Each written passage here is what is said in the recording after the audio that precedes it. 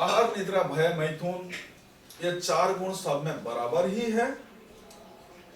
जैसा कि मानव भी अपना रहने के लिए मकान बनाता तो उनका ज्यादा धन है, ज्यादा बुद्धि है तो बड़े भवन खड़ा कर देता।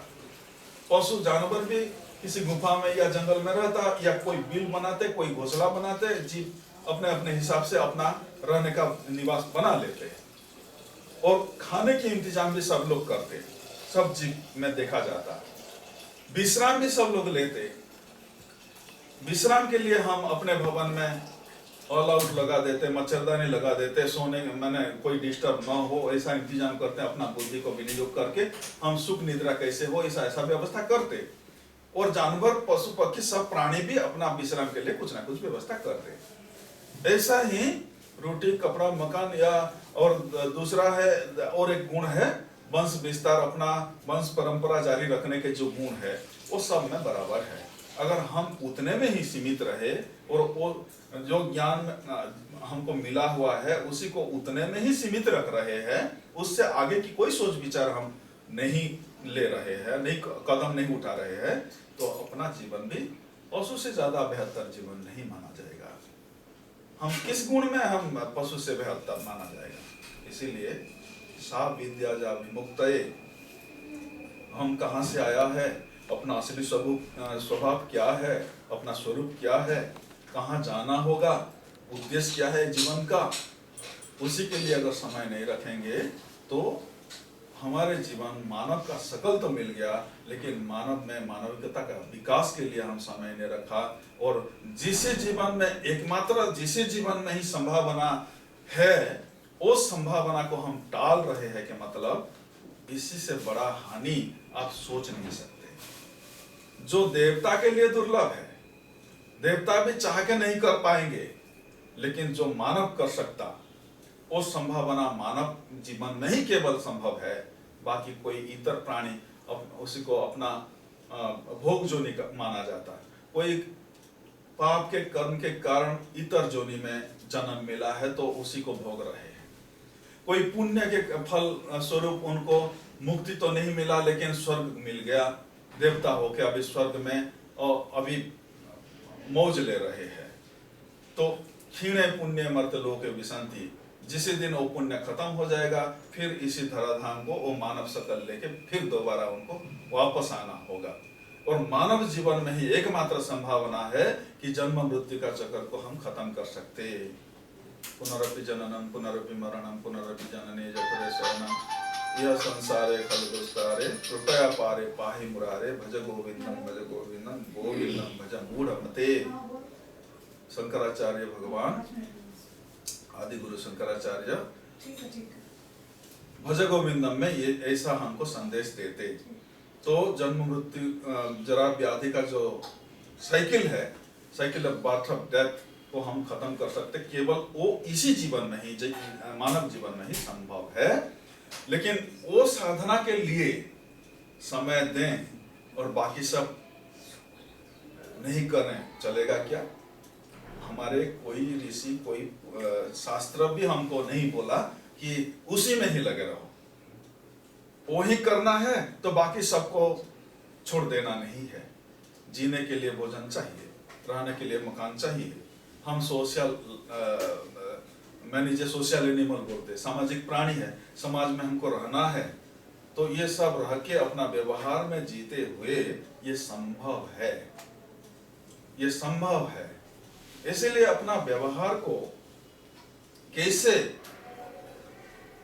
अपनाएं और दिनचर्या कैसे बनाएं ताकि हम अपने व्यवहार में रहते हुए परमात्मा साधन अपना सके, जीवन का लक्ष्य तक पहुंच सके।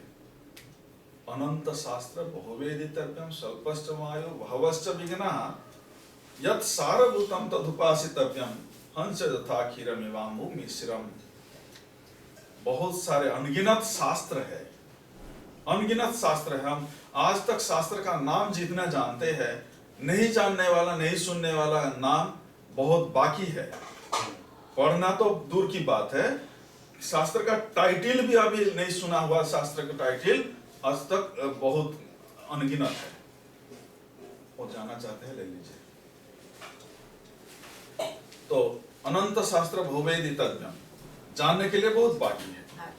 स्वल्पष्टम आयु, जीवन क्षण भंगुर माना गया है, पानी की बुदबुदा जैसा माना गया है, और मानव जीवन को आधा सांस की प्राणी माना गया है। मानव जीवन को आधा सांस की प्राणी माना गया है। आधा सांस की प्राणी इसलिए कहा जाता है, जो सांस चला गया अगर दोबारा वापस नहीं आया तो राम नाम सत है, इसलिए आधा सांस की प्राणी है। जय हो, हरिओम। आधा सांस के प्राणी माना जाता है। अनंत शास्त्र बहुवेदी तज्ञम, स्वल्पस्थ आयु, आयु बहुत अल्प माना जाता है। और मानव जीवन का पूर्ण आयु को 100 साल माना जाता है। लेकिन कलियुग के लिए 60 साल अगर कोई जी लिया कि मतलब वो पूर्ण आयु जी चुका है माना जाता है। 60 इयर्स को पूर्ण आयु माना जाता है कलियुग में। और 60 इयर्स के बाद जो समय मिला है हमारे लिए बोनस है, हमारे लिए बोनस है। स्वल्प आयु बहुत और स्वल्प आयु में फिर बहुत सारे बाधा विघ्न भरा पड़ा है। आज शरीर में रोग है तो कल परिवार में किसी प्रॉब्लम आ गया, परिवार में कोई प्रॉब्लम नहीं है, अपने मोहल्ले में कोई प्रॉब्लम खड़ा हो गया, अपने मोहल्ले में कोई प्रॉब्लम जिस दिन नहीं है अपने शहर में कोई कुछ ना कुछ समस्या आ गया, अपना शहर में भी नहीं है कोई राष्ट्रीय समस्या खड़ा हो गया, राष्ट्रीय समस्या भी नहीं है कोई natural calamity, tsunami, super cyclone, भूकंप, कुछ ना कुछ कहाँ हो गया। तो ऐसा देखा जाए तो आपको एक पल भी देखना मुश्किल है कि जिस समय में कि प्रॉब्लम नहीं हो। हाँ, क्षणश्च आयु भवश्च विघ्ना, बहुत सारे बाधा विघ्न भरा पड़ा है। तो इसी हालत में हम अपना जीवन का ध्येय, जीवन का लक्ष्य को कैसे साधें, उसी के लिए दूसरी पंक्ति में बताते, यत् सारभूतम तदुपासितव्यम हंस यथा क्षीरम निबाम्भु मिश्रम। जो सार बात है उसी को ही कम समय में साथ लेना चाहिए। बिजली से नंगे तार को छूने से करंट लगता, कोई एक बार उनको शक लगा तो उनका एक्सपीरियंस हम सुन लिया, देख लिया तो हम उसी से सीख लेना ही चाहिए। हम फिर छू के ही टेस्ट करना नहीं पड़ेगा।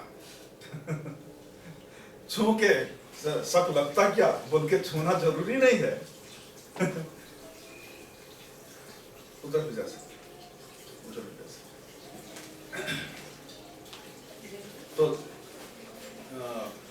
तो हमारे पूर्वजों ने कुछ अपने एक्सपीरियंस को शास्त्र में मौजूद रखा है कि ऐसे ऐसे जीवन जीने से क्या क्या समस्या खड़ा होता है और वो समस्या को कैसे हम ओवरकम कर सकते और कम आयु में कैसे हम परमात्मा को साधें, वो सारे उपाय हमारे सामने रख दिया है।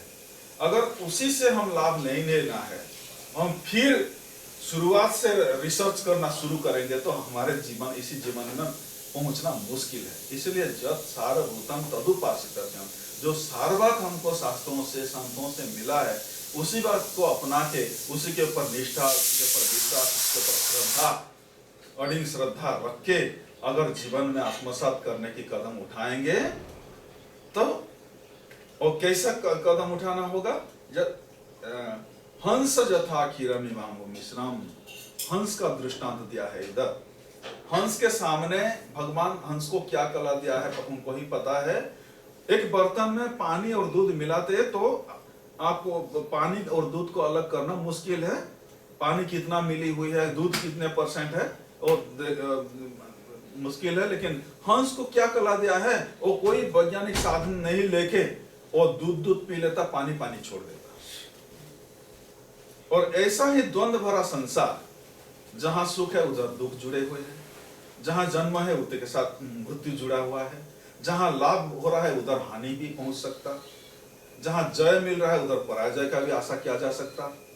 तो द्वंद्व भरा संसार में सुख के साथ दुख, जन्म के साथ मृत्यु, दिन के साथ रात, शीत के साथ उष्णता, ऐसा द्वंद्व भरा संसार में हम विवेक को ही हम विकास करके जो नित्य है उसी का संग को अपनाना चाहिए, सार बात को ही अपना लेना चाहिए, सार बात को ही साध लेना चाहिए। तो उसी के लिए हमको पूरा के पूरा 24 घंटा लगना नहीं पड़ेगा। अपना व्यवहारिक जीवन में रोटी कपड़ा मकान का जो जरूरी है, उसी के लिए धर्म अर्थ काम मोक्ष, ये 4 पुरुषार्थ के लिए जो पूर्ण विकास का सूत्र हमको दिया है कि धर्म का स्थान भी जीवन में रखना चाहिए, धर्म के आधार पर जीवन बनाना चाहिए, अर्थ का व्यवस्था भी होना चाहिए, क्योंकि बिना अर्थ से हम रोटी कपड़ा मकान जुटाना मुश्किल है। इसलिए वो अर्थ का भी स्थान है। काम, जो भी मन में जो भी मांग है उसी का भी स्थान है। उसी को भी बिना दिल का आदमी जैसा रहना नहीं है। जो भी मांग मन में आ रहा है उसी को भी धर्म के आधार पर काम और अर्थ का कमाई करने के लिए और कामना पूर्ति करने के लिए भी हमको इजाजत मिली है। इसीलिए भगवान तो इतना बोलते कि कामोस्मि भरतर्षभ है भरतवंशी अर्जुन, मैं काम हूं बोलते, लेकिन कौन सा काम? धर्म विरुद्ध भूतेषु, जो धर्म का विरोधी काम नहीं है वो काम में हूं बोलते। तो धर्म के आधार पर कामना पूर्ति करने के लिए भी इजाजत है। तो ये सब करके हम सुखी जीवन जी के परमात्मा की साधना अपना व्यवहार में हम जी सकते। ये उपाय हमको शास्त्र से मिला है। तो शास्त्रों का सार बातों को ही अपना के दिन में प्रभु स्मरण का स्थान रखना चाहिए। दिन में जब भी आप मैंने जागृत अवस्था में आ रहे हैं, नींद से उठ रहे हैं, तो भगवान जिनको आप भगवान मानते, अपना इष्ट मानते, अल्लाह, खुदा, गॉड, राम, कृष्ण, दुर्गा, शिव, जिनको भी आप अपना इष्ट मानते हैं, उनका स्मरण से ही दिन का शुरुआत कीजिए। End the day with God, start the day with God, end the day with God, fill the day with God. This is the way to God. भगवान की ओर प्रस्थान करना, अपना जीवन के लक्ष्य की ओर प्रस्थान करना, अर्थात मोक्ष की ओर प्रस्थान करने के लिए ऐसा ही अपना दिनचर्या बनाना चाहिए। दिन का शुरू